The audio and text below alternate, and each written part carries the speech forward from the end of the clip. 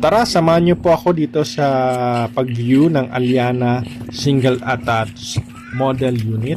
Dito lang yan sa Villa Verde Heights Subdivision, Estancia, Legazpi City.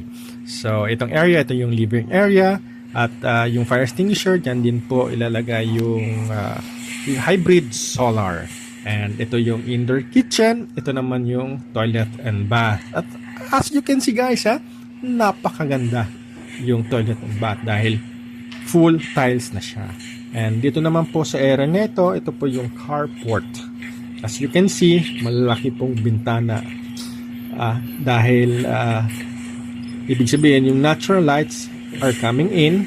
Napakatipid ka sa umaga, and then paggabi gamitin mo na yung solar, diba? Wais. So dito po sa taas, tingnan natin yung isang bedroom. Sa taas kasi merong na dalawang bedroom yan, at yung isa ito po yung area na ito. Yung isa is pwedeng gawing prayer room, pwede mong gawing office room, diba? Yung iba kasi ang gusto altar room, diba? So ayan, pwede dyan. And ito naman yung isang room, merong toilet and bath. As you can see, diba? Napakaganda dahil full tiles na din siya.